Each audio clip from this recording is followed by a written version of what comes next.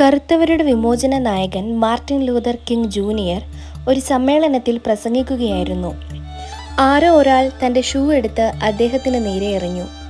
അത് അദ്ദേഹത്തിൻ്റെ ദേഹത്തു തന്നെ കൊണ്ടു. പൊടുന്നനെ സദസ്സ് നിശബ്ദമായി. മാർട്ടിൻ ലൂതർ ചെറിയൊരു പുഞ്ചിരിയോടുകൂടെ ആ ഷൂ കുനിഞ്ഞെടുത്തു. എന്നിട്ട് പറഞ്ഞു, എനിക്കൊരു ഷൂസ് വാങ്ങുവാനുള്ള കഴിവില്ലെന്നറിയാവുന്ന ഏതോ ഒരു ഉദാരമതിയായ മനുഷ്യൻ ഒരു ഷൂസ് എനിക്ക് എറിഞ്ഞു തന്നിരിക്കുകയാണ്. ഇതൊരെണ്ണം മാത്രമേ ഉള്ളൂ എന്നൊരു പരാതി എനിക്കുണ്ട്. അതുകൊണ്ട് മറ്റേ ഷൂസ് കൂടി എനിക്ക് എറിഞ്ഞു തരുവാൻ അങ്ങ് മനസ്സ് കാണിക്കണമെന്ന് ഞാൻ അപേക്ഷിക്കുകയാണ്. ജനം ആർത്തു ചിരിച്ചു. ഒപ്പം കുറച്ച് അധിക നേരം നീണ്ടു നിന്ന കയ്യടിയും. അതിനിടയിലൂടെ ഒരു കാലിൽ മാത്രം ഷൂ ധരിച്ചൊരാൾ ഞൊണ്ടി ഞൊണ്ടി തല കുനിച്ച് വിളറിയ മുഖത്തോടെ പുറത്തേക്കിറങ്ങി. സുഹൃത്തുക്കളെ, ചിലപ്പോഴൊക്കെ അങ്ങനെയാണ്. ഏറുകൾ കൊള്ളേണ്ടി വരും. അവഹേളനങ്ങളുടെ, ഒറ്റപ്പെടുത്തലുകളുടെ, കളിയാക്കലുകളുടെ ഏറുകൾ.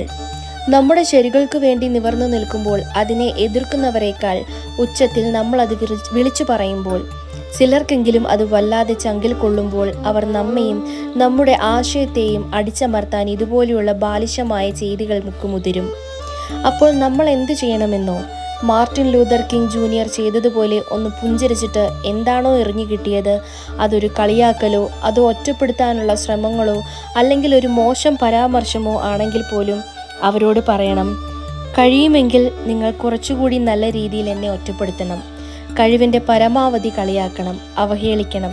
എന്നാലേ എനിക്കതെല്ലാം എൻ്റെ വിജയത്തിനുതകുന്ന രീതിയിൽ ചവിട്ടുപടികളാക്കാൻ കഴിയൂ.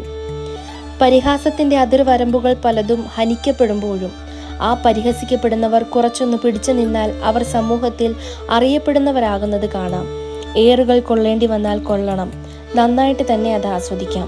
എന്നിട്ട് അത് ചെയ്യുന്നവരെ നോക്കി പുഞ്ചിരിയോടെ പറയണം, നിങ്ങളുടെ ഏറുകൾ എനിക്കുള്ള എൻ്റെ വിജയങ്ങളുടെ ചവിട്ടുപടികളാണെന്ന്.